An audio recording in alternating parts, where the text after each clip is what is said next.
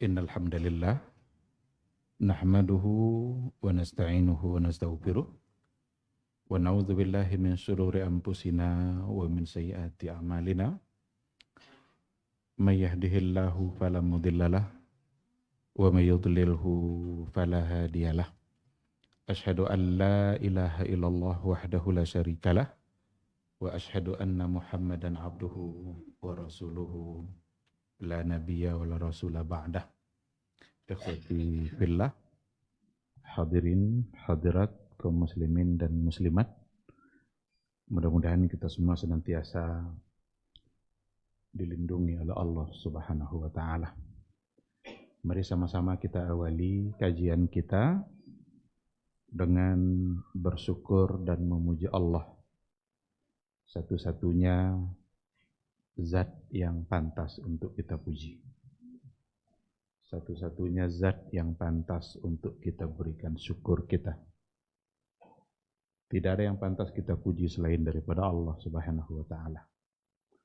Karena apapun yang ada pada diri kita, itu semuanya datang dari Dia. Dalam kondisi apapun kita, dimanapun kita berada, kapanpun, di situ pasti ada nikmat Allah yang menyertai kita. Oleh karena itu, janganlah sampai nikmat yang diberikan oleh Allah, tapi justru kita habiskan untuk menambah jumlah dosa. Umur yang masih tersisa itu adalah nikmat. Tapi berapa banyak orang yang dipanjangkan umurnya, tapi habis untuk menambah catatan dosa. Harta yang kita miliki itu juga adalah nikmat. Tapi banyak di antara orang yang dilebihkan hartanya oleh Allah, tapi justru hartanya habis. Tes.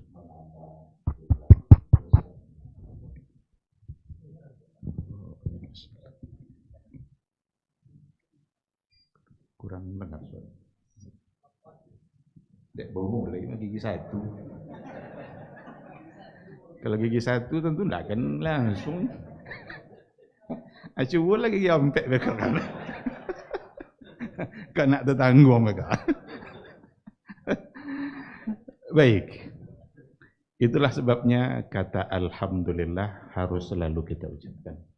Segala puji hanyalah untuk Allah. Bukan berarti kita tidak boleh memuji orang, tapi memuji orang mesti dalam rangka memuji Allah. Mentaati seseorang mesti dalam rangka mentaati Allah Subhanahu wa taala. Anak taat sama orang tua dalam rangka mentaati Allah. Istri taat pada suami dalam rangka mentaati Allah. Ketika suami mengajak untuk mendurhakai Allah, apakah istri masih wajib taat? Tidak, berhenti ketaatan sampai di situ. Nah, itu makna bahwa sesungguhnya kita harus taat dan harus memuji hanya Allah Subhanahu wa taala. Ikhwati fillah, sama-sama kita juga harus berselawat dan salam untuk Rasul kita yang mulia, Nabi Muhammad sallallahu alaihi wasallam. Allahumma salli ala Muhammad wa ala ali Muhammad. Mudah-mudahan kita adalah umatnya yang setia, berada di atas sunnahnya, yang serius dalam mencintainya, tidak berpura-pura. Karena cinta bisa berpura-pura. Cinta yang serius itu adalah ketika kita suka dengan yang beliau sukai, ketika kita benci dengan yang beliau benci. Tapi kalau seandainya kita cinta kepada yang beliau benci, jannya, iyonya Pak. Atau kebalikannya, kita membenci apa yang beliau suka, kehanya, hendaknya Pak. Berarti cintanya dusta. Berarti dia berbohong dalam mencintai Nabi. Kalau benar-benar dia mencintai Rasul, apa yang disukai Nabi, dia wajib menyukainya. Apa yang dibencinya, kita wajib membencinya. kecuali untuk hal-hal yang memang khas, khusus untuk dia. Kita suka, tapi kita tidak boleh melakukannya. Karena khusus untuk dia. Apa contoh? Beristri lebih dari 4. Itu Nabi yang melakukan, tapi kita tidak boleh melakukan. Jangan kan sampai leceh dulu nih. Ini. Oleh karena itu, ikhwati fillah, sama-sama mudah-mudahan kita dimudahkan oleh Allah Subhanahu wa taala untuk berada di atas jalan yang telah beliau gariskan. Tidak ada jalan selamat melainkan ketika kita berada di atas apa yang telah diatur oleh Nabi kita yang mulia. Kalau kita mencoba untuk keluar dari jalan itu, pasti salah. Kalau kita mencoba untuk menjauh dari jalan yang beliau gariskan, pasti berujung pada kesesatan. Padahal doa kita setiap saat, Rabbana atina fid dunya hasanah wa fil akhirati hasanah wa qina azabannar. Oleh karena itu, doa yang selalu kita ucapkan harus diikutkan dengan kesetiaan kita kepada yang telah diajarkan oleh Nabi kita yang mulia. Mudah-mudahan di hari akhir nanti insyaallah kita bisa mendapatkan syafaat dari beliau atas izin Allah Subhanahu wa taala. Orang-orang yang mendapatkan syafaat itu orang-orang yang berarti diberikan kemuliaan oleh yang paling mulia juga. Karena tidak ada manusia yang lebih mulia daripada Rasulullah sallallahu alaihi wasallam. Ikhwati fillah, ma'asyiral hadirin wal hadirat, rahimani Allahu wa iyyakum. Kalau tadi tema kita diumumkan haji dan kurban, saya tidak akan yakin itu untuk selesai membahasnya. Saya ingin ambil satu saja yang paling penting bagi kita sekarang adalah kurban. Karena haji orangnya sudah berangkat. Sementara kurban sebentar lagi kita akan melakukannya. Mudah-mudahan dalam waktu yang tersedia kita bisa mengambil poin-poin penting bagaimana agama mengatur dalam persoalan kurban. Satu hal yang harus kita pahami adalah kurban adalah sebuah ibadah. Karena dia ibadah, maka ada fikihnya. Karena dia ibadah, tidak boleh kita lakukan semau kita. Yang namanya ibadah pasti ada panduannya, ada fikihnya. Maka muncullah istilah fikih sholat, fikih puasa, fikih haji, termasuk diantaranya fikih kurban. Berarti ada al-ahkam asy-syar'iyyah. Ada hukum-hukum syar'i yang agama mengatur melalui Rasulnya. Karena kita adalah umat yang mencintainya, berarti kita harus ikut apa yang telah beliau atur.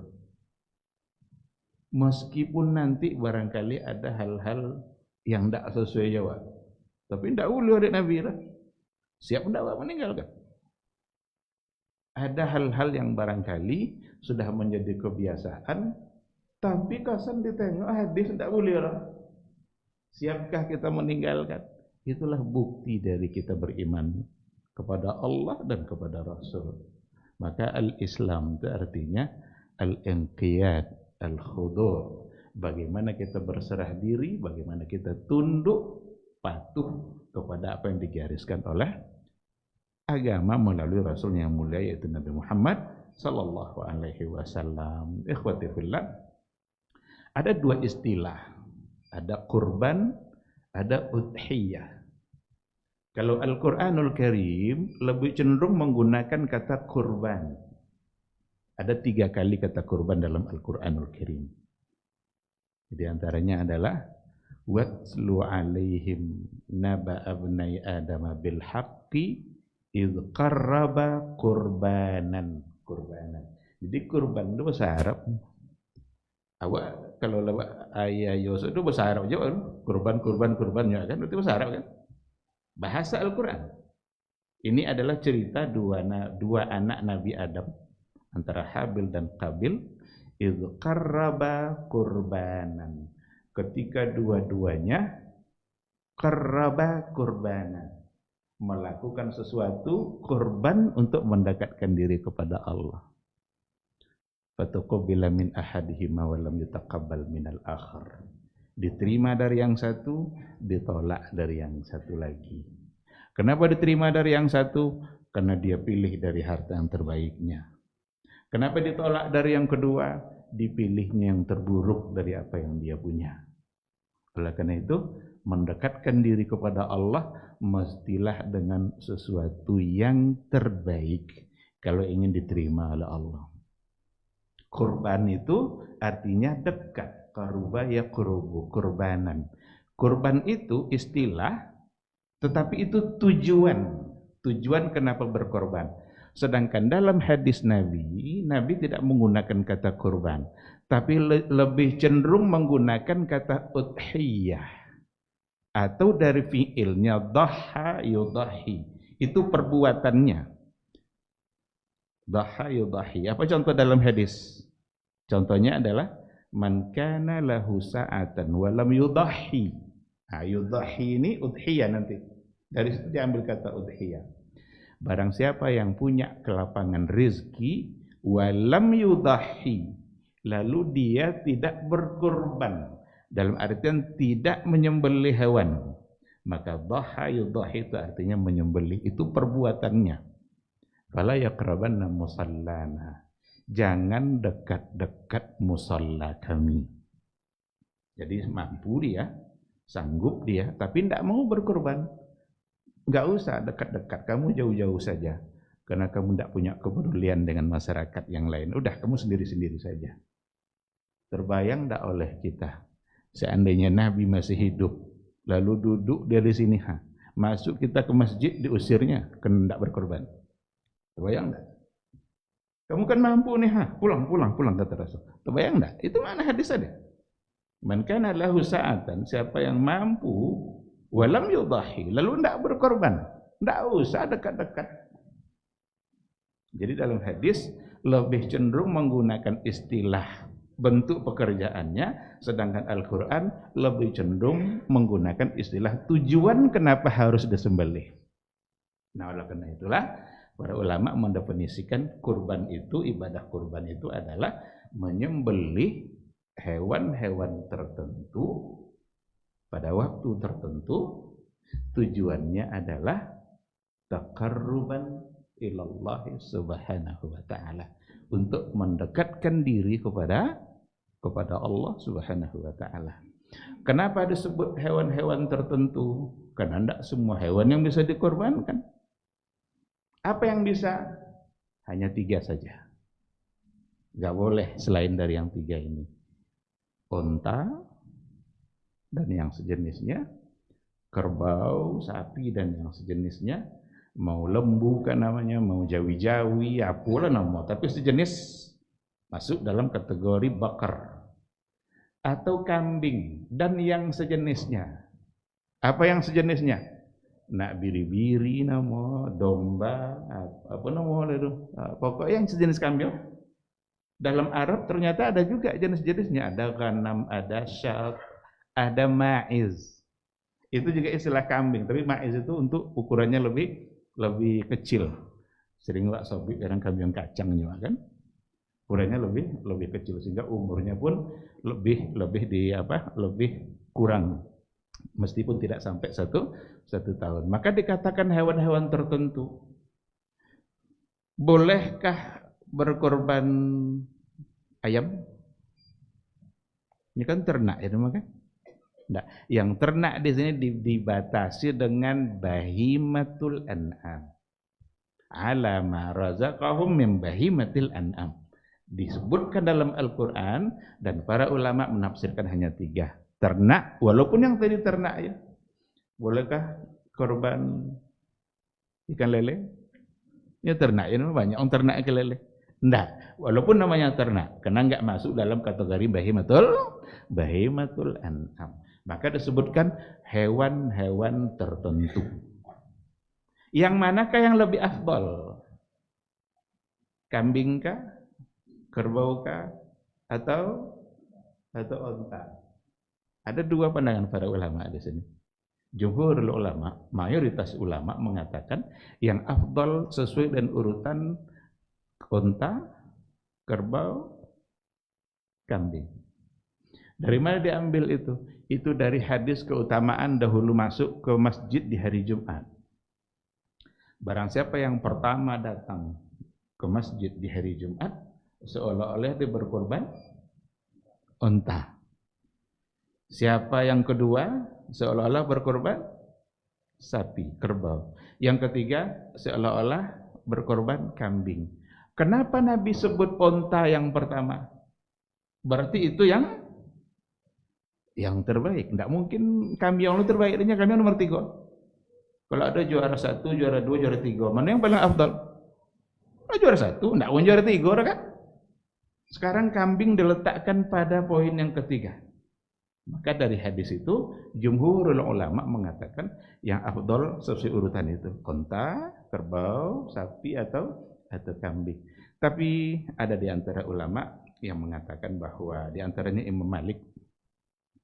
Imam Malik cenderung mengatakan yang afdal itu adalah kambing. Kenapa kambing? Karena Nabi kita yang mulia tidak pernah berkorban kecuali kambing. Tidak pernah Nabi korban onta, tidak pernah kerbau.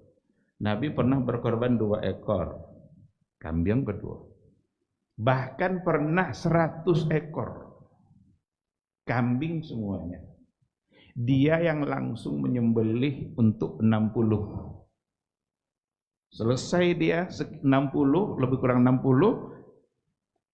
Iya, ada yang bilang 60 dan 63, pokoknya 60 lebih. Itu Nabi yang langsung menyembelih.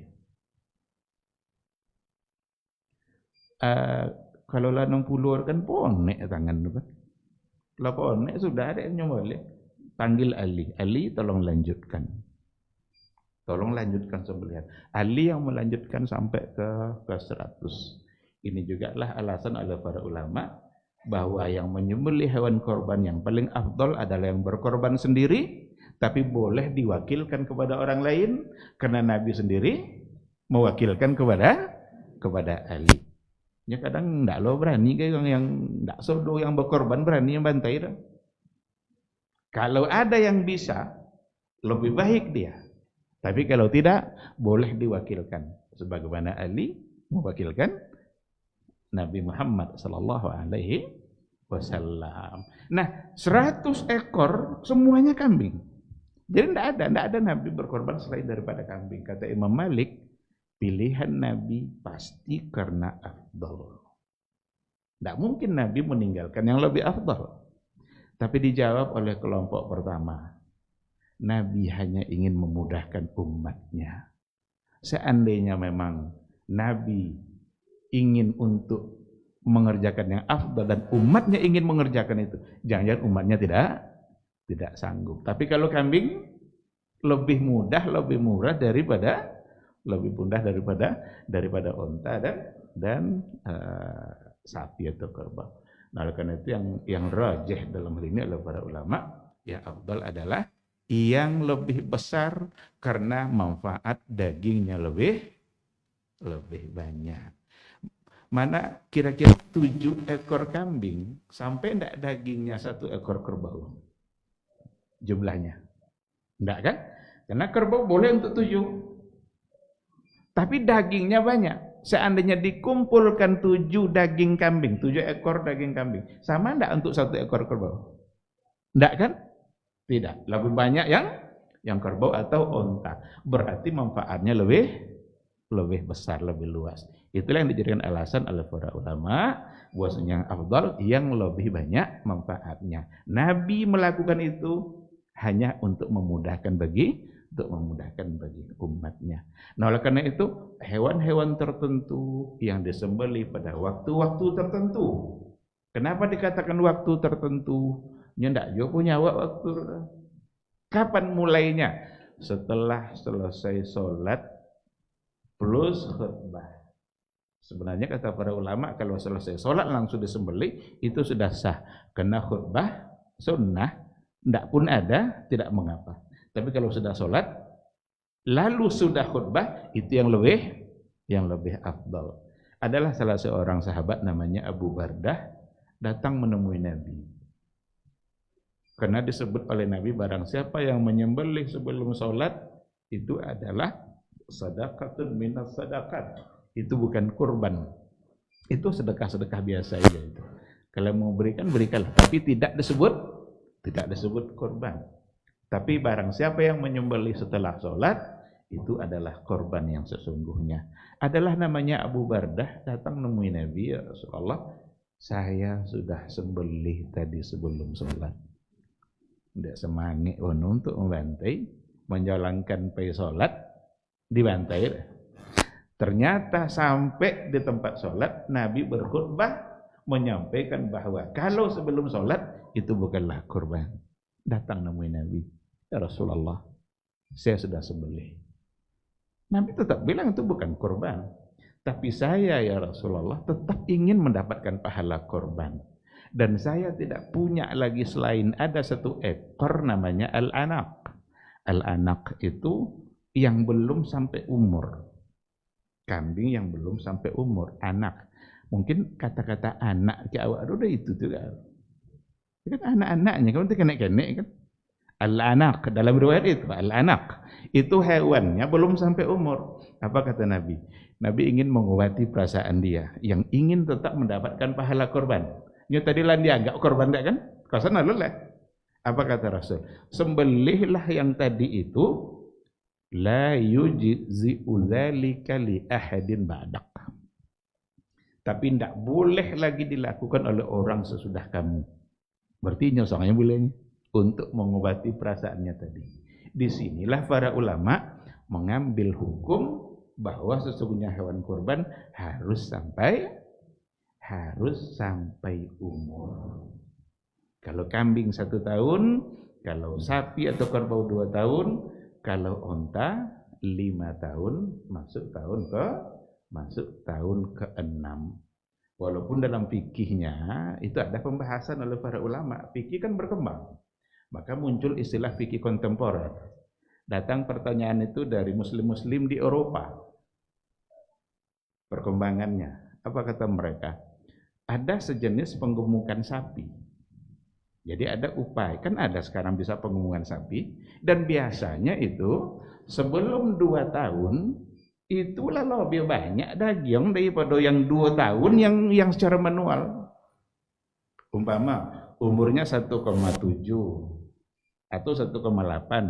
Tapi ditengok postur tubuhnya, dagingnya itu bisa mengalahkan yang 2 tahun yang dipelihara secara manual.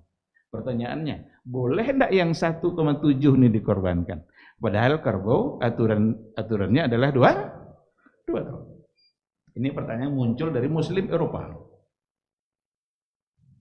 Ada para ulama yang sudah menjawab. Saya tadi mencoba membaca, mencari jawabannya. Ada namanya Dr. Khalid Al-Hanafi. Dia salah seorang dari alim yang ada di sana. Dia memberikan fatwanya. Ditengok, kenapa Nabi mengatakan 2 tahun? Kan kadang tengok tanduknya, tengok dagingnya. Ternyata yang penggabungkan tadi itu ketika diteliti, dianalisa, mencakup ke dalam apa yang ada pada syarat 2 tahun tadi. Maka beliau mengatakan boleh untuk dikorbankan karena yang diinginkan sudah tercapai. Wallahu a'lam, apakah itu disepakati atau tidak, tapi ini namanya masalah kontemporer kan memang jarang disepakati. Selalu saja ada perbedaan-perbedaan dan kita memang harus berlapang dada dalam berbagai perbedaan yang terjadi dalam hal-hal yang seperti ini. Seandainya ingin bertahan umpamanya, karena Nabi bilang 2 tahun, ya udah ambil 2 tahun. Bagi kita barangkali enggak masuk pertanyaan tadi itu kan, karena kita selalu mencari sapi-sapi yang memang dilepaskan atau dia dicarikan rumputnya, tidak ada program penggemukan. Ini masalahnya ada program penggemukan. Sedangkan ayam dia sebulan bisa bantai. Ayam biasa sampai bulan, 5 bulan, kini sebulan, 2 bulan bisa bantai. Kini nupur ya. Rupanya umurnya Sebulan. Ini karena ada program penggemukan. Nah, ternyata untuk sapi itu juga ada. Maka sapi mereka besar-besar. Jadi, ikhwati fillah, waktu tertentu, hewan tertentu, dan tujuannya adalah taqarruban ilallah, untuk mendekatkan diri kepada Allah Subhanahu wa taala. Oleh karena itu, berkorban tujuannya hanya satu, beribadah, mendekatkan diri kita kepada Allah Subhanahu wa taala. Itu yang kita inginkan. Karena dia adalah sebagai sebuah ibadah. Karena dia ibadah dan tujuannya taqarruban, maka para ulama sepakat mengatakan bahwa hukumnya adalah masyru'. Hukumnya masyru', disyariatkan. Sepakat untuk disyariatkan. Cuma yang mereka berbeda adalah apakah wajib atau tidak wajib. Wajibkah? Karena kata masyru' itu belum disebutkan hukumnya. Itu statusnya sebagai sebuah syariat. Sepakat. Cuma wajibkah atau tidak? Ada dua pandangan para ulama dalam hal ini. Mayoritas ulama, jumhurul ulama, mengatakan hukumnya adalah sunnatun muakkadah. Sunnah muakkadah. Tidak sampai ke tingkat wajib. Abu Hanifah, Al-Laits, Al-Auza'i, dan disetujui menjadi pilihan oleh Syekhul Islam Ibn Taimiyah, dia mengatakan bahwa hukumnya adalah wajib. Yang mengatakan wajib dari mana dia ambil? Karena ancamannya. Kan berat tadi ancamannya itu kan. Siapa yang sanggup lalu tidak berkorban, enggak usah dekat-dekat musalla kami. Ancaman berat biasanya itu untuk menunjukkan wajib. Tetapi oleh jumhur ulama, mayoritas ulama dari kalangan Syafi'iyah, Malikiyah, sebagian dari Al-Hanabilah, itu mengatakan hukumnya adalah sunnatun muakkadah. Dari mana mereka mengatakan sunnatun muakkadah? Itu juga dipahami dari hadis. Karena ada di antara hadis yang disampaikan oleh Nabi kita yang mulia, dikatakan bahwa apabila iza dakhalat al-asru al-awwal, kalau sudah masuk 10 pertama bulan Zulhijjah, wa arada ahadukum ayyudahi, dan ada di antara kalian yang ingin berkurban. Kata ada di antara kalian yang ingin, itu bahasa bukan menunjukkan wajib, tapi itu ikhtiar. Itu hanya pilihan. Kan kalau nanti dah masuk 10 Zulhijjah, nanti ada di antara kalian yang ingin berkorban. Berarti tidak ditekankan. Dari situ jumhur mengatakan bahwa dari lafaz Nabi, arada itu al-iradah la tadullu ala wujub. Tidak menunjukkan wajib. Dan itu dibuktikan oleh amal-amal sahabat. Seperti Abu Bakar. Seperti juga diantaranya kalau tidak salah dalam riwayat dikatakan Ibnu Abbas. Pernah dalam satu ketika, dalam satu musim haji, dia hanya membeli 2 atau 3 kilo daging. Apa kata Ibnu Abbas? Hadza qurbanu Ibnu Abbas. Hadzalah. Inilah kurban Ibnu Abbas di tahun ini. Inilah kurban Abu Bakar di tahun ini. Apa tujuannya? Imam Syatibi dalam kitab Al-Muwafaqah itu menjelaskan bahwa tujuan mereka melakukan itu supaya orang-orang tahu bahwa hukumnya tidak wajib, atau setidaknya jangan dianggap hukumnya wajib.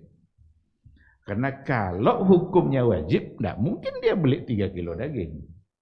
Tidak mungkin Ibnu Abbas hanya membeli 2 atau 3 kilo kalau hukumnya wajib. Jadi dia ingin memberikan pelajaran kepada yang lain. Karena dia adalah sebagai panutan, dia sebagai contoh, supaya apa yang dibuatnya membuktikan dan meyakinkan orang lain bahwa hukumnya tidak wajib. Dan para ulama lebih merojihkan pendapat jumhur bahwa hukumnya adalah sunnatun muakkadah. Tapi kita jangan salah paham. Jangan dimanfaatkan sunnah muakkadah untuk meninggalkan. Waduh yang lah banyak untuk kurban malam. Kalau di acara kebaikan anda ya dirinya tidak wajib sebenarnya. Berarti itu salah menemukan kaji. Ini kita bicara hukum, mesti sampaikan apa yang dikatakan oleh para ulama.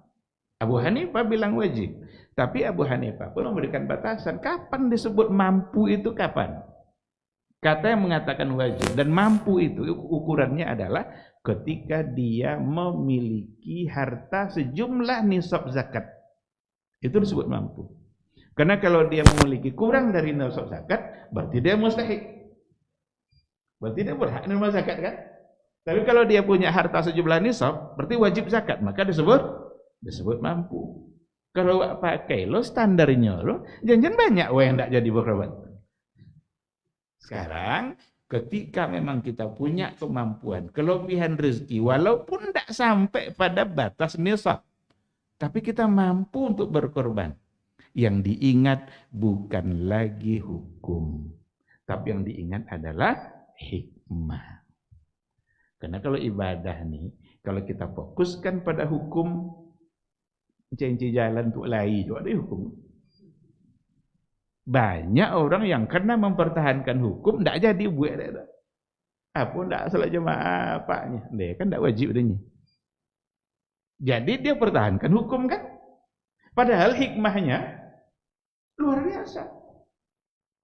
Nah, sekarang dikatakan oleh jumhur ulama bahwa kurban itu sunnatun muakkadah. Tapi hikmahnya apa? Maka judul kita sebenarnya malam ini adalah fikih kurban antara hukum dan hikmah. Karena hikmahnya Nabi sudah menyebutkan. Nanti kata Nabi di hari akhirat kelak itu berdasarkan kepada hadis yang datang dari Imam Tirmizi, sumbernya dari Aisyah Ummul Mukminin. Apa kata beliau? Ma'amila adamiyun min amalin yauman nahri ahabbu ilallahi min ihraqid dami wa innaha lata'ti yaumal qiyamati biquruniha wa asy'ariha wa azlafiha. Tidak ada amalan yang dikerjakan oleh anak Adam pada hari raya ahabbu ilallah, yang lebih dicintai oleh Allah, min ihraqid dami, dari menumpahkan darah, dari menyembelih, mengalirkan darah. Wa innaha lata'ti yaumal qiyamah, sesungguhnya nanti hewan kurban itu datang pada hari kiamat. Datang ke awak tahu ada biquruniha wa asy'ariha wa azlafiha. Ditemuinya kita dengan sempurna, dalam bentuk sempurna, dengan tanduk-tanduknya, dengan bulu-bulunya, dengan kulit-kulitnya. Atau tidak, jangan dijual kulitnya, kok tidak berkulit kau di akhirat sudah coba. Nah, yang tidak punya awak lah kan. Setelah disembelih atas nama Allah, sudah sembelih atas nama Allah, jangan ambil lagi keuntungan dunia kita. Ya wala sumbang atas nama Allah. Ini wak je untung dunia lah. 1,000, 2,000. Macam tadi itu lah. Tidak nak berkulit ke bawah tiba. Dia akan datang, akan menjadi saksi atas semua kebaikan kita. Makanya dalam persoalan ini, yang penting kita lihat bukanlah hukum sunnah muakkadahnya, tetapi adalah hikmah. Apa yang akan kita dapatkan dari berkurban? Apa yang Allah berikan untuk kita kalau seandainya kita berikan apa yang kita miliki untuk dinikmati oleh selain kita. Kurban kan tidak awak aja menikmati dah kan? Bisa nanti dibagi 3, para ulama memberikan penjelasan. Aslas yuqassimuha athlas, dibagi 3. Bagi 3 kau makasih ndak lo sepertiga pas sepertiga 3 bagian. Sebagian untuk kita biar bisa kita makan, sebagian untuk fakir miskin, sebagian untuk tetangga-tetangga, jiran atau orang-orang bisa ingin kita berikan hadiah.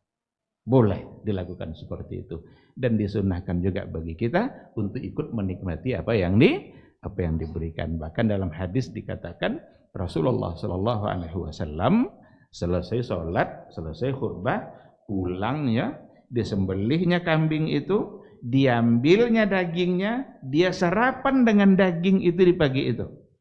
Lalu yang lain dia berikan kepada orang lain, kepada fakir miskin, kepada orang-orang yang membutuhkan. Tapi Nabi tetap mengambil, diambil oleh bagiannya dah. Bahkan dalam hadis dikatakan Nabi sarapan dengan daging yang disembelihnya tadi. Itulah sebabnya sebelum, kan beda antara Idul Fitri dan Idul Adha. Kalau Idul Fitri kan kita disunnahkan untuk sarapan dulu, minum kah, kurma kah, pokoknya ada yang buat makan. Kalau Idul Adha disunnahkan untuk berpuasa. Dan itu adalah dilakukan Nabi. Maka di hadis dikatakan Nabi sarapannya dengan daging yang disembelih tadi itu. Diambil bagian deh. Dari situlah dikatakan oleh para ulama bahwa memang baik bagi kita itu sebagai sebuah sunnah untuk menikmati kurbannya sendiri. Seperti yang dilakukan oleh Rasulullah Sallallahu Alaihi Wasallam. Tapi wajibkah? Tidak. Ada orang tidak niat kambing. Niat kambing kurban. Tuh wajib. Udah, berikan semua kepada orang lain. Kalau memang dia tidak suka atau tidak mau, tentu diberikan kepada orang yang mau.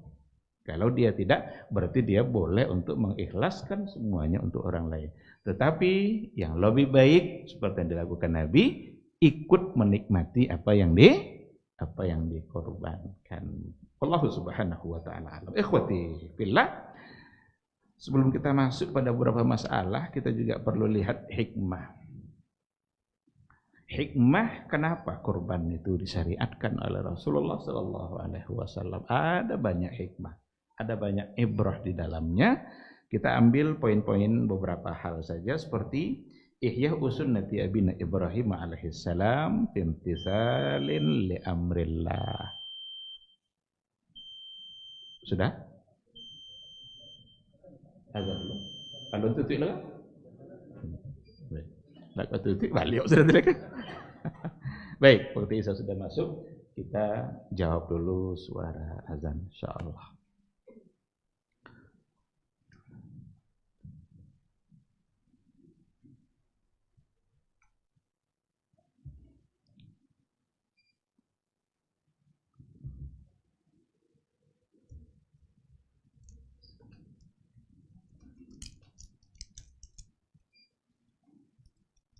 Allahu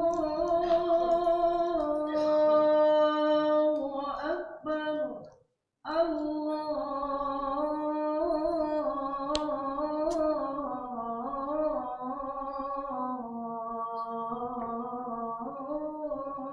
Allahu Akbar. Allahu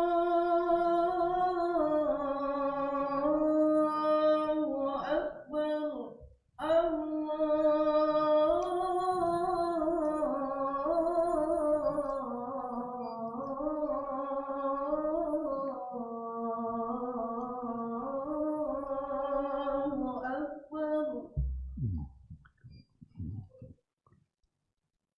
Asyhadu an la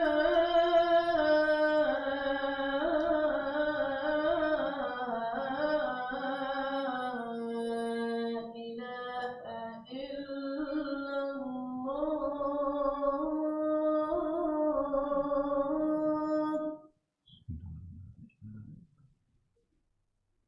Asyhadu an la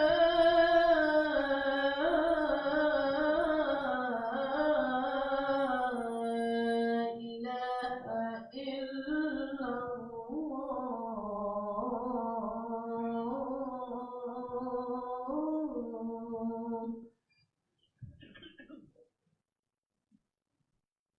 Asyhadu anna Muhammadar Rasulullah.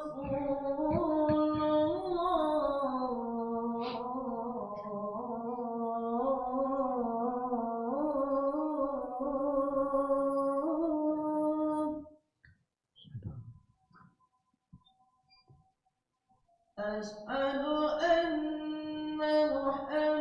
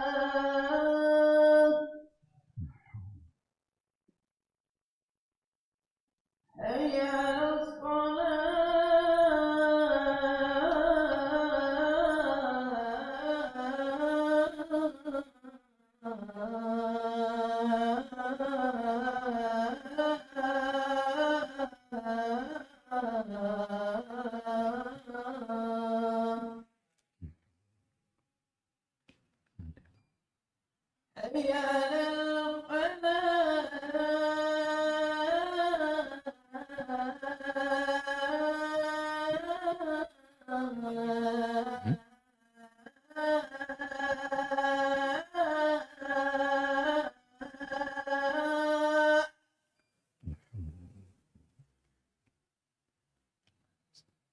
حي على الفلاح.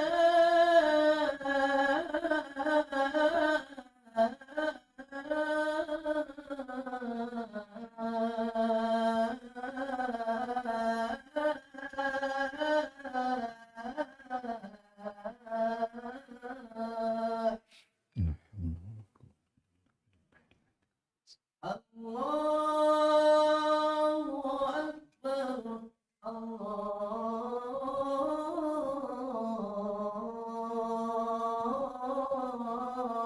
أكبر.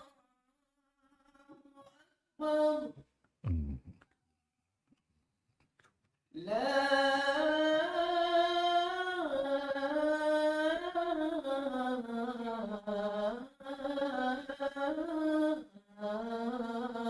إله إلا الله.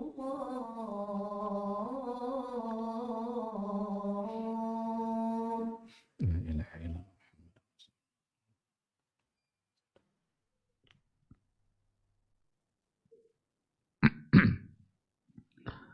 Bismillahirrahmanirrahim. Alhamdulillah wassalatu wassalamu ala Rasulillah wa ala alihi wa sahbihi wa mawala. Ikhwati fillah, ma'asyiral hadirin wal hadirat rahimani Allahu wa iyyakum. Tadi saya dipesankan agar ada waktu untuk bertanya jawab, tapi saya sedikit ingin melengkapi materi kita sedikit walaupun tak akan tersampaikan semuanya. Tadi terkait dengan hikmah, itu ada banyak hikmah.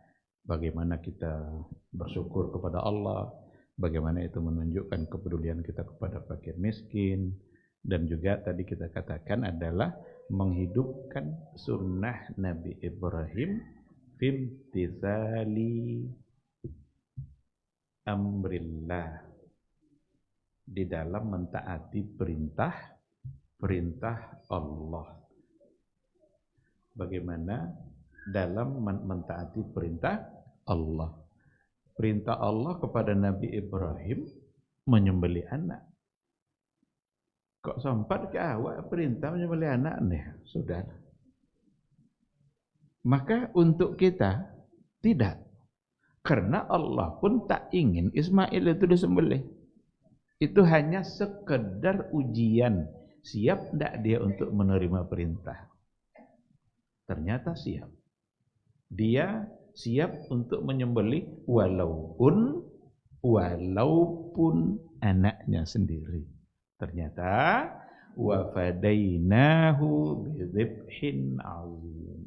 Kami gantilah Ismail itu dengan dzibhin azim, dengan domba yang gemuk, yang besar, yang banyak dagingnya. Makanya berkorban harus dengan yang berdaging. Jangan gara-gara murah, orgo ricai yang kurus. Panitia di tangannya ada amanah. Tersedia uang 20 juta. Dapat ada yang 20 juta. Kok ada murah sekena 80 juta, tapi uang dagang kena itu jalannya boleh 2 juta. Hati-hati. Kok enggak disikur tanda tompek si tanjau jauh. Saya enggak ingin terjadi di sini. Karena ini adalah amanah. Karena jangan jadi panitia. Ini adalah amanah yang harus dia pertanggungjawabkan. Kalau nak dikalun, keluarkan uang operasional. Umpama 2.800.000, 100 operasional, jadi 27. Kali 7. Cari sapi yang harga segitu, setidaknya mendekati. Jadi yang 100.000 bisa untuk operasional. Dan kita akan keluar nanti dari satu persoalan memberikan upah dari daging. Karena masuk dalam salah satu dari hukumnya adalah bolehkah memberi upah kepada tukang jagal? Dalam sebuah hadis dikatakan oleh Ali ibn Abi Thalib, Rasul melarang kami untuk memberikan upah dari daging. Wa nahnu na'khudhu min indina.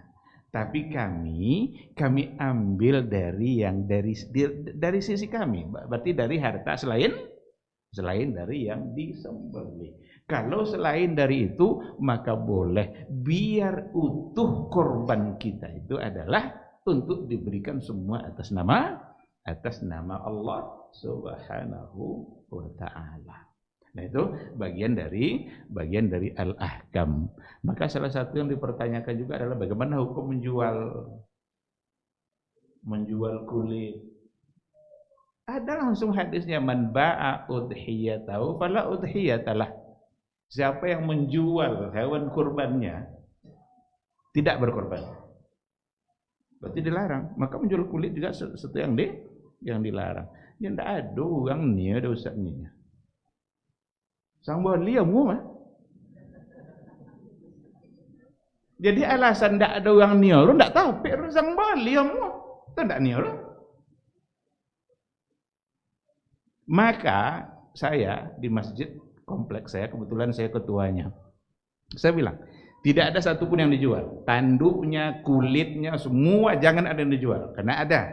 Tadi kan dia datang nanti dan kulitnya dan tanduknya. Tidak ada tanduk so di akhirat. Kabau tiba. Nah, dipotong-potong saja, tapi jangan kecil-kecil. Potong agak lolowes kan. Potong. Letakkan di ember. Umumkan siapa yang mau ambil. Ternyata kami buktikan belum selesai daging dibagi kulit sudah. Itu ndak doang nih, berarti ada yang ndak mau, tapi sebanyak itu pula yang. Nah, oleh karena itu alasan orang ndak mau sangat tidak bisa diterima.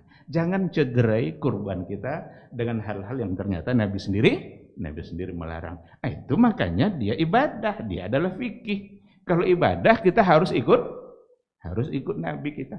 Mau ndak mau, rela ndak rela kita harus ikut. Ohnya lo cerdik, selalu mau apa ustaznya? Tinggal yang selalu mau cerdik. Mulai untuk berubah. Kalau memang ada alasan, ada nas. Ada beberapa masalah. Ini kok bunyi lonceng apa kok selesai kah? Nah, kalau selesai itu ambo akhiri kini kita akan bertanya jawab. Lanjut baik.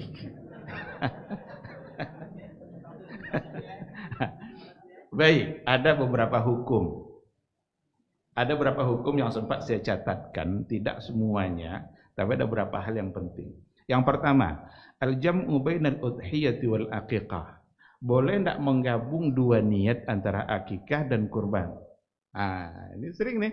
Dia lah anaknya lahir, inyo nak berkurban jo. 1 ekor untuk 2 niat. Al-akikah wal udhiyah.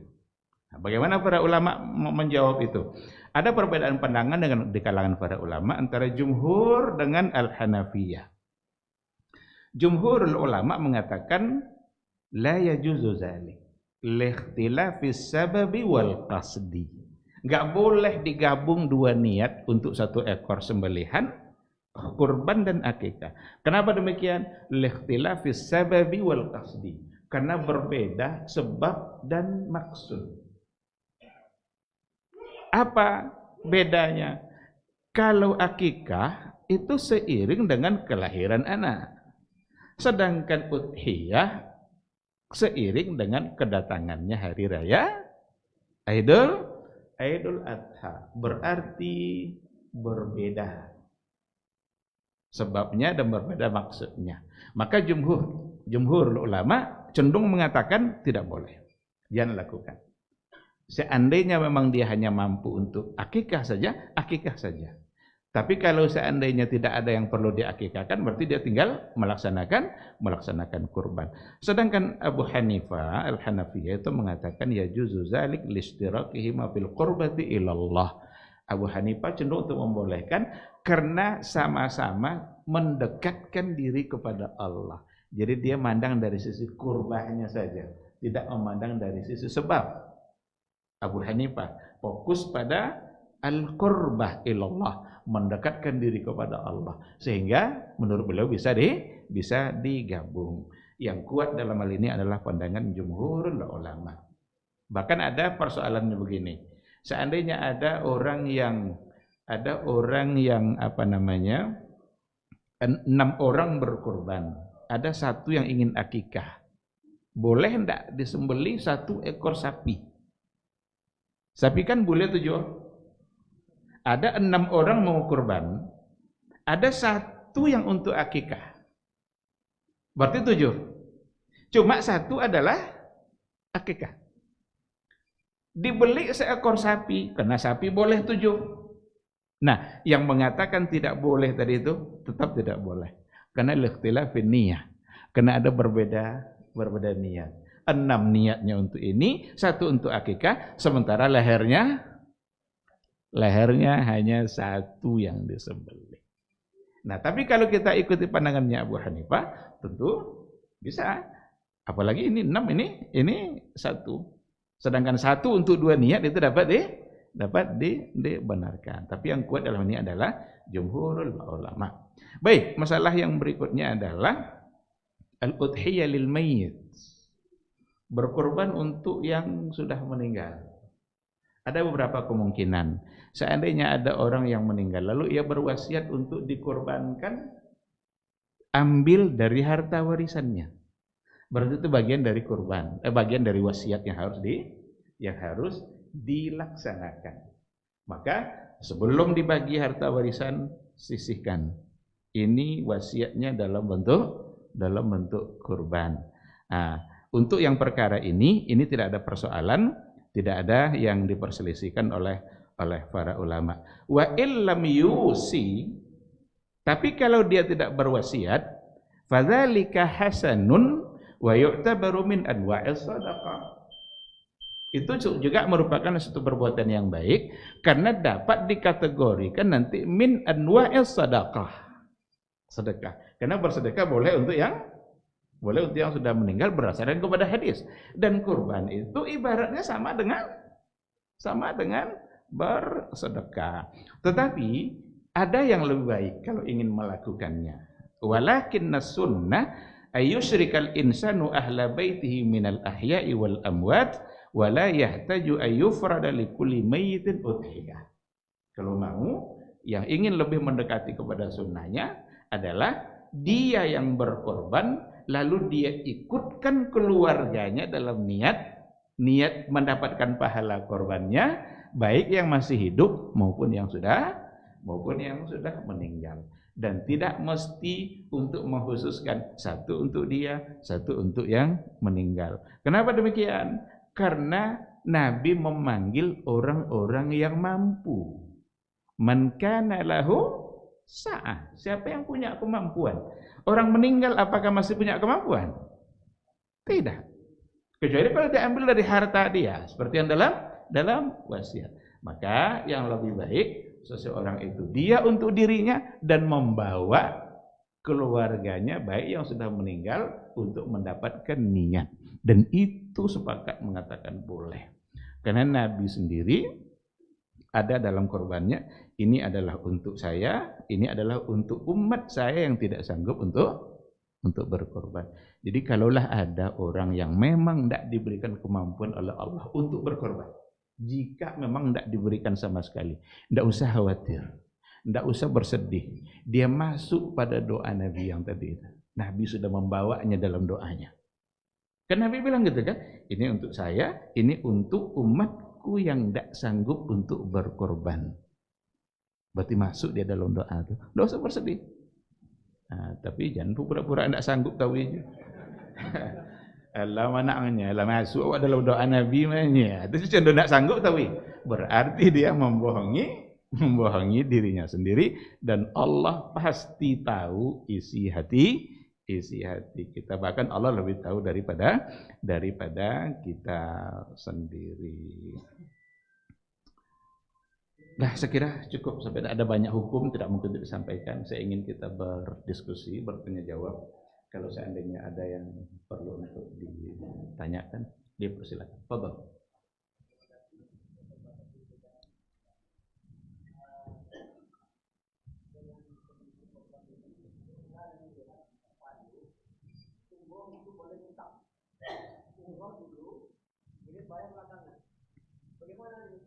Hmm.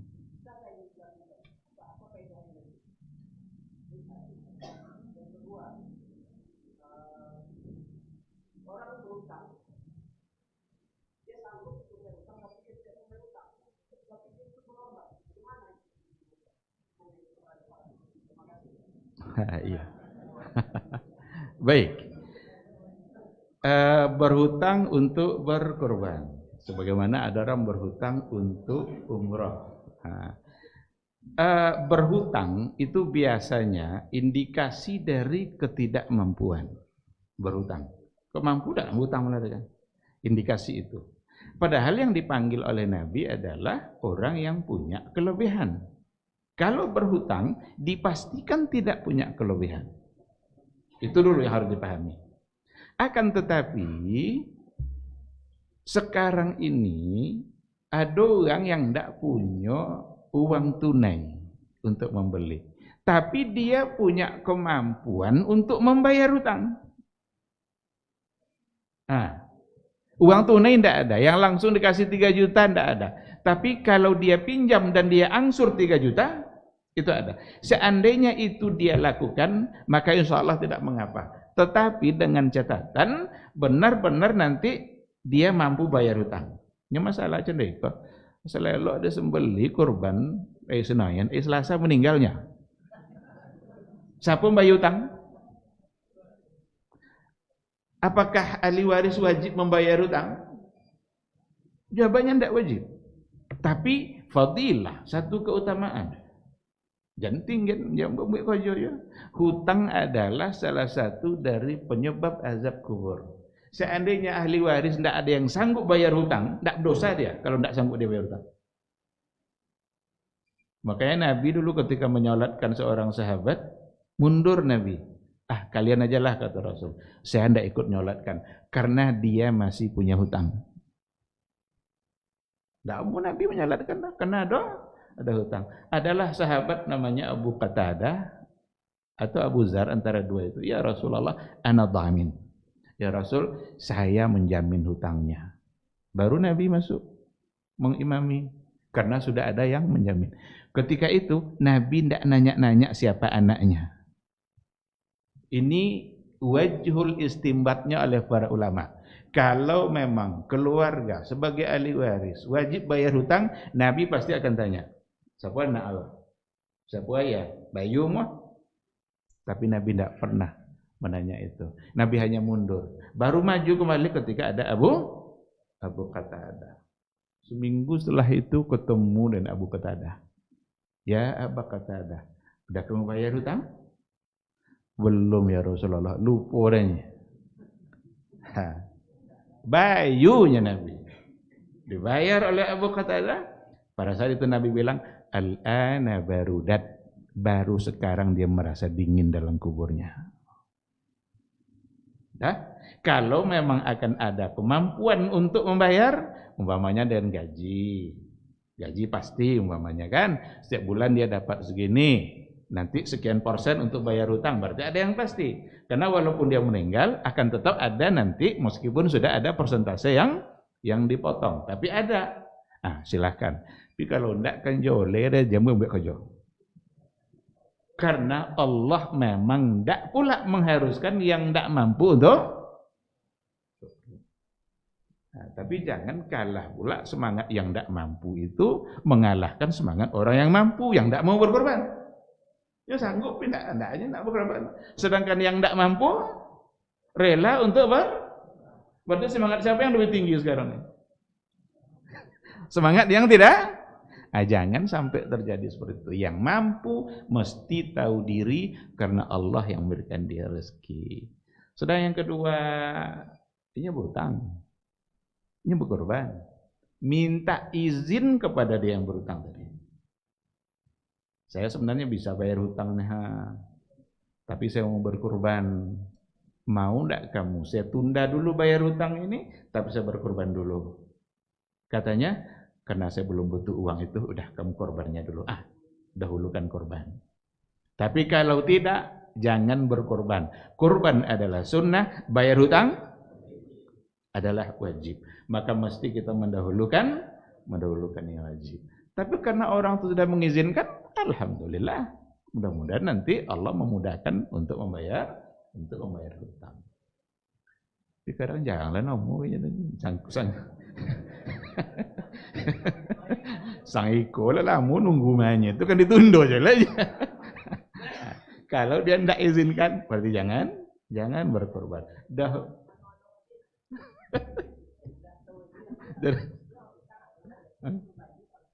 Berarti itu satu kesalahan.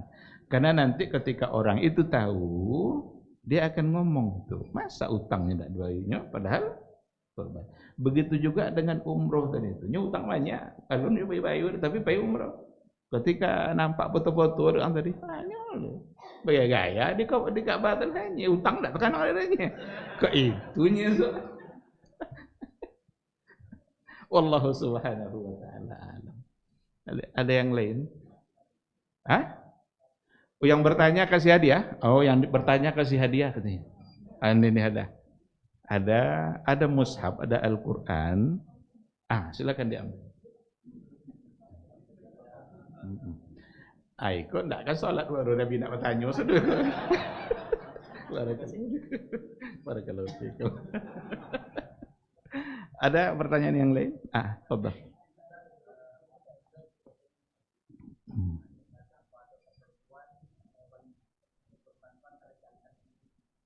Apakah ada ketentuan jantan betina? Keharusan untuk yang jantan tidak ada. Tapi dalam satu hadis dikatakan bahwa Rasulullah SAW menyembelih kabsyaini amlahaini akranaini. Kabsyaini 2 ekor kabs, itu memang istilah untuk kambing jantan. Amlahaini yang banyak daging. Akranaini yang lamunjol, yang lebar bertanduk. Nabi mengorbankan itu. Tetapi para ulama mengatakan tidak ada keharusan bahwa yang disembelih harus yang jantan. Boleh ke yang betina? Boleh, sama hukumnya. Apa buktinya? Buktinya adalah permasalahan fikih yang dibahas oleh para ulama. Bagaimana caranya kalau seandainya kita menyembelih hewan kurban, ternyata di rahimnya ada janin. Itu jantan atau betina? Tidak mungkin jantan lah kan? Pasti betina. Ada pembahasannya oleh para ulama. Disembelih, dibelah perutnya, ketemu anaknya di dalam. Seandainya anaknya itu masih bergerak-gerak, lalu kita tidak sempat menyembelihnya, berarti yang bergerak ini menjadi bangkai, tidak boleh dimakan. Tapi kalau ditemukan ia sudah mati bersamaan dengan induknya, maka yang dipakai di situ adalah hadis Nabi, zakatul janin, zakatu ummi. Zakat sembelihan janin itu terwakili, janin itu maksudnya anaknya yang dalam itu, terwakili oleh sembelihan induknya. Zakatul janin, zakatu ummi. Maka boleh dimakan. Kalau mau dimakan, cincang-cincang saja, ikut bersama daging. Kalau dia mati bersamaan dengan dan induknya. Tapi kalau seandainya dia masih bergerak, berarti hidup. Kalau bisa sempat menyembelih lalu mati, boleh dimakan. Tapi kalau tidak, berarti dia menjadi bangkai. Nah, yang ingin saya maksudkan dari contoh hadis tadi itu, berarti ada sembelihan yang untuk betina. Oleh karena itu boleh, mau jantan mau betina. Cuma memang yang betina kan biasanya adalah untuk induknya, untuk perkembangbiakannya, sehingga banyak yang lebih memilih jantan. Tapi dari segi hukum tidak ada kekhususan bahwa harus hanya yang jantan saja. Boleh untuk dua-duanya. Allah Subhanahu wa taala. Kasih hadiah apa? Kasih hadiah. Atau pilih, ada buku-buku kecil atau Quran? Quran. Yang kecil-kecil ini gampang isinya. Barakallahu fiik. Hayakallah. Ada.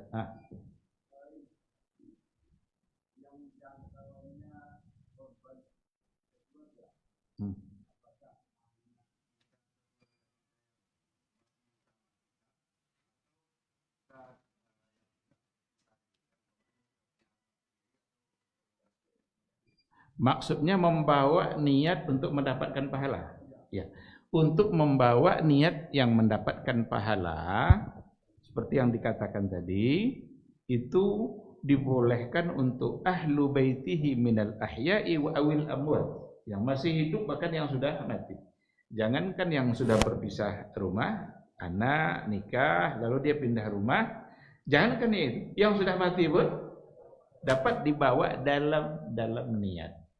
Tapi kalau untuk ukuran membeli, umpamanya kambing, nanti sesama lo ambalinya umpamakan anak sekene, anak pertama sekene lah, enggak.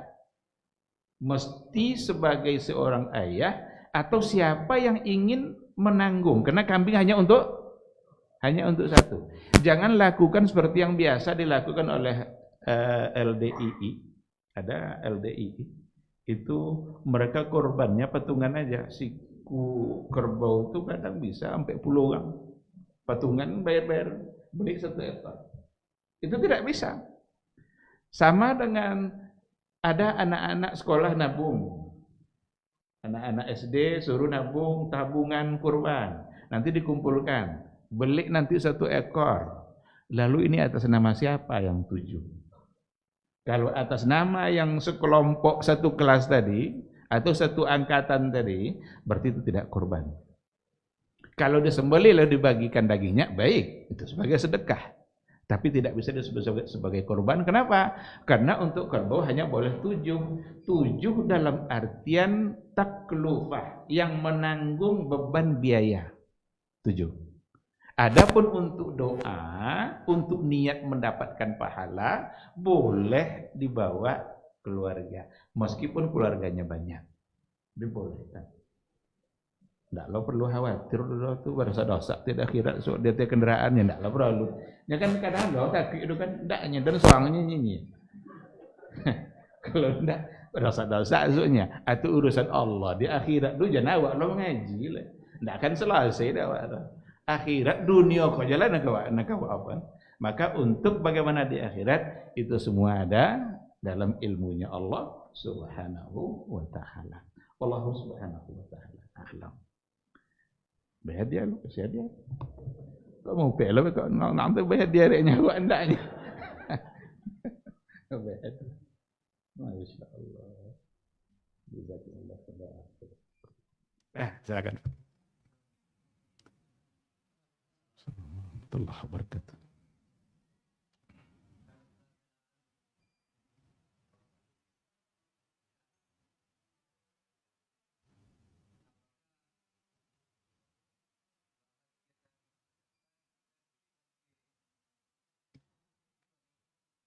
Bahagian dari peserta diberikan kepada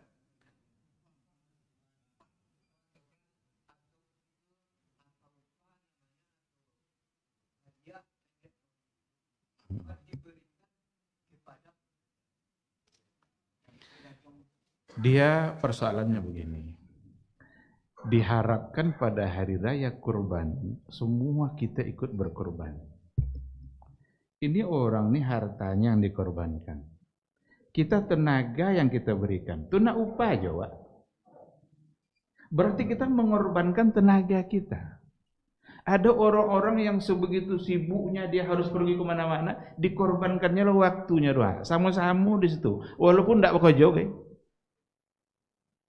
Nah, oleh karena itu sebenarnya pekerja itu tidak usah lirik-lirik lagi upah itu, karena itulah yang bisa dia korbankan. Orang kan hartanya 3 juta dia berikan, kita dalam waktu sekian jam itu minta upah aja. Tidakkah kita mau mengikhlaskan kerja kita di hari itu? Itulah korban kita. Nah, maka wajarlah Nabi melarang untuk memberikan upah kepada tukang jagal. Karena ada pula upahnya pokoknya kulit untuk upah. Berarti kalau kulit dijadikan sebagai upah untuk yang menyembelih, berarti itu salah. Karena tidak boleh diberikan upah dari ini. Oleh karena itu jangan dari daging. Jangan dari daging. Tapi boleh diambil seperti hadis Aisyah tadi, wa nahnu na'khudzu min indina. Kami ambil upah tadi dari sisi kami. mungkin dari yang berkorban. Maka kalau perlu atur sekian untuk hewannya, sekian untuk operasional. Atau diambil dari kas masjid, karena ini bagian dari pekerjaan masjid. Ya, zaman Nabi dulu enggak ada pakai panitia barang. Zaman Nabi dulu masing-masing sembelih di rumahnya. Selesai sholat khutbah, pulang mereka masing-masing, sembelih masing-masing yang berkorban.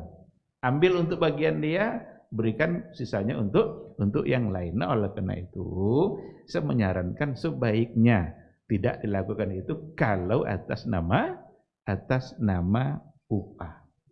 Atas nama upah. Tapi kalau umpamanya yang peserta yang memberikan bagian dia, berarti tidak ada persoalan. Karena seharusnya kan peserta yang mengerjakan.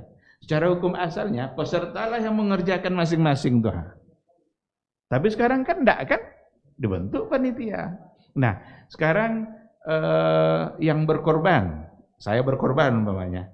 Yang bagian saya hendak ambil, saya berikan kepada ini. Silakan. Berarti dia memberikan bukan atas nama upah. Karena itu adalah bagian dia, tapi karena dia tidak mau, dia serahkan ke yang lain. Tapi memang yang bahasa upah ini memang harus kita hindarkan. Wallahu subhanahu wa ta'ala alam.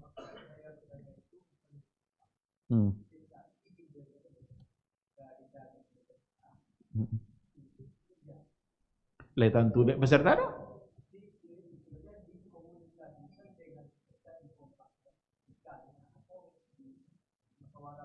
Atas nama upah.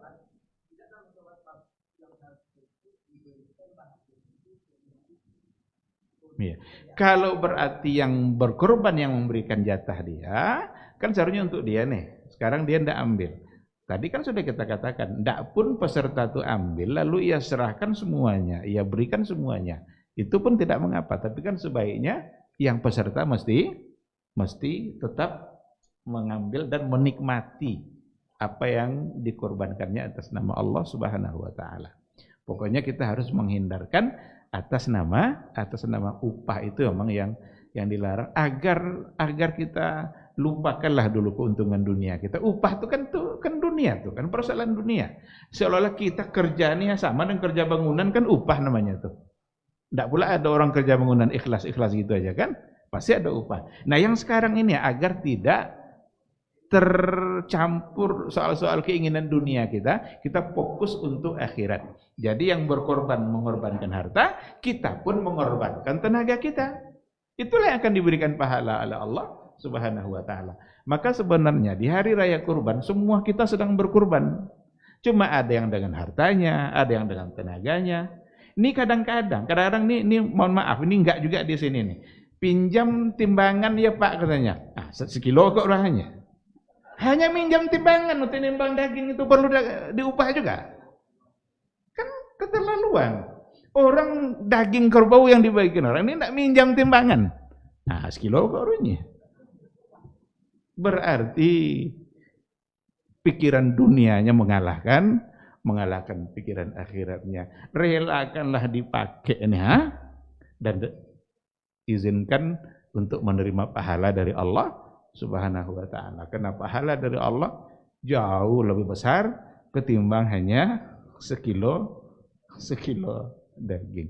Allahu subhanahu wa ta'ala a'lam.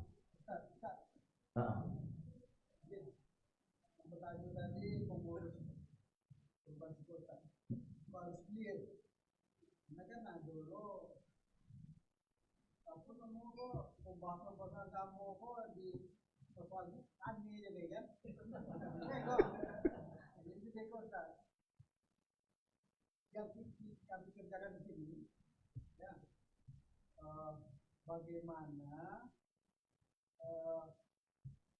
membuat tanda terima kasih kepada pekerja, ya, oleh peserta. Jadi diminta persetujuan peserta. Dahulu kan botol-botol tidak dari peserta awal itu. Ya, bagiannya pokok bagian pekerja. Maka salah kan, ubah. Ya, apapun cara awak supaya apa?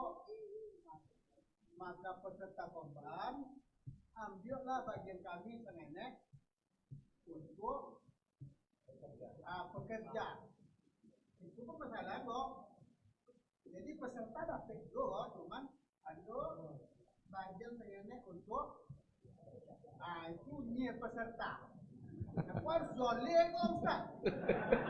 Kamu dia mendapat sekolah.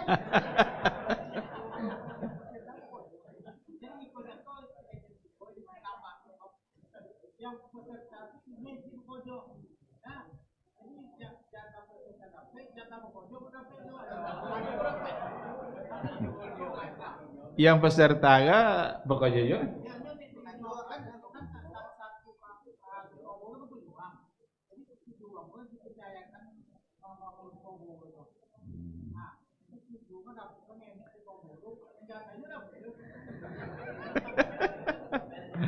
Baik, baik. Saya yakin jemaah Masjid Al-Munawwarah tidak akan angin-angin, adanya banyak AC. Ya kalau lu nado AC lihat itu bisa angin-angin. Kan tidak kan nado, pasti dingin, pasti dingin menghadapi, bahkan terlalu dingin kan. Yang penting yang harus kita hindarkan memang adalah menjadikannya sebagai bagian dari upah. Itu aja sebenarnya. Tapi kalau memang ingin, karena sekarang kita berikan definisi, siapa yang disebut pekerja? Ya sudah masyarakat kan ikut. Walaupun kita tunjuk nanti 7 orang, 1 koordinator untuk 1 ekor sapi. Ikan enggak kan yang 7 aja situ. Masyarakat yang lain enggak kan ikut. Atau memang tidak dibolehkan ikut? Karena itu hari bersama-sama, hari bergembira-bergembira, tidak pun dia menjadi bagian dari yang nama 7 tadi, dia pun ikut setidaknya cincang-cincang, dibob pisau di rumah, mana yang bisa dipotong-potong, biasanya seperti itu. Wallahu a'lam. Kalau memang sudah ditunjuk hanya yang 7 ini dan tidak boleh yang lain ikut, kalau mau dikasih upah, jangan ambil dari daging. Kalau atas nama upah, boleh operasional. Makanya kalau memungut biaya, umpamanya 2.700.000 untuk hewannya, 100.000 untuk operasional, atau 200.000. Nah, jadikan itu. Kita aman, kita selamat. Lepas kita dari semua yang tadi itu. Kalau seandainya tetap diberikan atas nama upah, itulah masalahnya. Nah, keinginan yang berkorban tadi, apalagi nyanyi ikutlah pokoknya kan? Berarti dapat jatah peserta, dapat jatah, atau minta upah pula dia dari kerjanya itu. Berarti kan seharusnya itu kerja dia. Memang lah kerjanya, zaman Nabi tidak ada panitia-panitia udah. Yang peserta dialah ya memotong-motong lalu dia memberikan kepada siapa yang dia mau. Maka karena dia peserta kan boleh diberikan pada fakir, boleh diberikan pada jiran atau pada akarib atau pada orang-orang lain atas nama hadiah. Nah, atas nama hadiah berarti dibolehkan karena yang berkorban pun boleh untuk memberikan, bukan panitia karena hewan bukan punya panitia. Dan sebenarnya ketika sudah disembelih, tidak punya panitia, tidak lagi punya peserta. Itu sudah punya Allah. Memang disembelih atas nama Allah. Seharusnya kalau sebagai peserta, tidak usahlah minta lagi jatah pekerja tadi kan. Biarlah orang lain yang menikmatinya. Dia sudah diberikan kemampuan oleh Allah Subhanahu wa taala dengan harta yang banyak, berikan orang lain yang lebih banyak menikmati apa yang dia inginkan. Oleh karena itu menurut saya kalau memang hanya 7, tidak boleh yang lain ikut dan perlu dikasih upah, berarti buatkan upah dari operasional. Dengan 2 cara, bisa dari masjid karena itu kerja masjid, atau dari peserta dengan melebihkan biaya hewan. Segini untuk hewannya, segini untuk operasional. Kalau itu dilakukan, bisa kita selamat. Nah, nanti selesai bekerja, daging dibagi-bagi, kasihlah dia upahnya. Nah, setelah itu, ketika yang tadi ingin memberikan, itu sudah tidak ada masalah, karena dia sudah mengambil bagian dia. Sama dengan cendeko, boleh ndak dibuat sate, dijual. Awak yang lah mendapat jatah daging, kan dibagi-bagi, udah dapat jatah. Kita terserah, mau kita hadiahkan pula, mau kita jual pula, mau apa, tidak ada masalah. Karena sudah murni jadi milik kita. Tapi sebelum ditentukan pemilikannya, ini yang kita harus berhati-hati. Jadi saya kira mungkin itu yang lebih selamat, biar kita lepas dari semua bentuk perdebatan yang ada. Ya, enggak aja mustahil nanti Bapak Ibu akan mendengar juga penjelasan enggak apa umbe uparanya. Mungkin ada. Mungkin saja ada. Saya hanya menyampaikan apa yang saya pahami dalam persoalan korban. Ketika memang ada yang menyampaikan boleh enggak apa-apa, ya itu urusan dia pula. Dia bertanggung jawab sama Allah dan apa yang dia sampaikan. Allah. Baik, saya kira kita tapi hadiah lah, Bi. Mushaf. Aku hadiah enggak upah. Ini bukan upah bertanya, ini hadiah bertanya. Barakallahu. Waalaikumsalam warahmatullahi.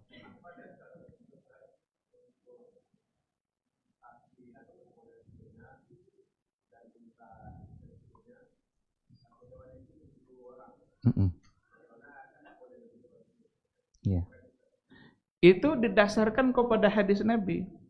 Nabi yang langsung mengatakan, sesungguhnya unta itu badanah atau bakar itu yakfili sab'in, cukup untuk tujuh orang. Sementara ghanam atau syat itu adalah untuk 1 orang. Itu dari hadis Nabi. Nabi yang memang langsung membahasakan seperti itu. Kalau orang mau 1 ekor dia sapi, silakan. Yang tidak boleh dulu, bio. Umpamanya patungannya 20 orang. Beli 1 ekor, berarti tidak boleh. Tidak dibolehkan, karena hanya cukup untuk 7 orang. Tapi kalau seandainya umpamanya grup 1 7, grup 2 7, grup 3 sampai grup 9 5. Nah, ini 5 apa? Tapi dengan uang yang terkumpul sudah ada sapi yang bisa dibeli seharga itu. Boleh. Berarti hanya untuk 5 orang. Tapi untuk lebih dari 7 itu yang tidak dibolehkan. Wallahu subhanahu wa ta'ala alam. Masih ada buku-buku kecil, salah satu dari enggak mau hadiah, enggak mau upah. Jadikan dia pesan apa nanti pekerja. Karena hadiah pun dia enggak mau. Jangankan upah. Masih?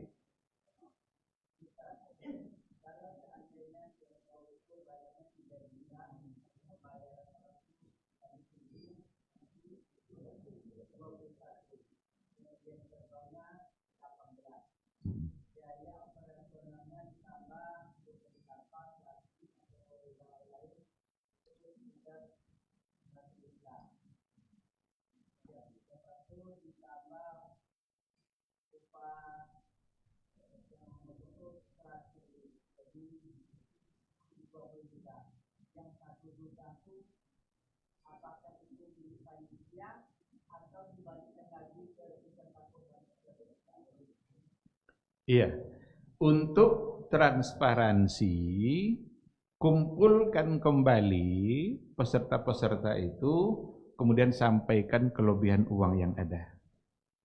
Kalau mau dikembalikan, kembalikan. Berdasarkan kepada pengalaman yang pernah kami lakukan, setelah dikumpulkan, rata-rata mereka mengatakan, silahkan dipakai untuk kepentingan masjid, Ustaz, katanya. Ya, kalau di bulan mereka kadang 50.000, 1.000. Entah boleh lah yang korban ke 3 juta siap, itu dan 50.000 kan diminta aja lah. Biasanya cenderungnya adalah mengizinkan untuk digunakan operasional masjid. Pernah juga sepakat itu kami pernah melakukan uang ada segini, peserta bagaimana, ternyata disepakati untuk membeli parang yang lebih bagus untuk tahun depan. Nah, maka uang tersisa itu dijadikanlah untuk membeli untuk penyembelihnya, parang sembelihannya di tahun depannya sehingga memudahkan untuk disembelih.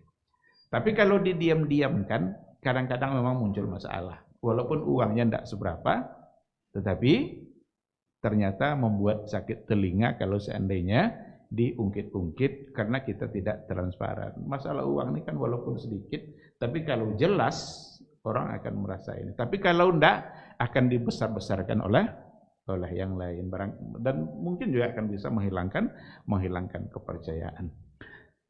Baik, ikhwati fillah, ma'asyiral hadirin wal hadirat. Ini nyampe hadiah tadi.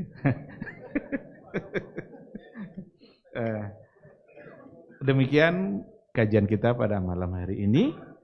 Semoga apa yang kita bahas ada bermanfaat bagi kita sebagai ilmu insyaallah. Semua yang benar itu semata-mata bimbingan dari Allah. Tapi kalau ada yang salah, keliru, itu semata-mata karena kebodohan, ketiadaan ilmu, mungkin juga kena bisikan-bisikan syaitan. Mohon untuk dimaafkan dan semoga Allah mengampuninya. Terima kasih. Subhanakallahumma bihamdika asyhadu an la ilaha illa anta astaghfiruka wa atubu ilaik. Wassalamualaikum warahmatullahi wabarakatuh.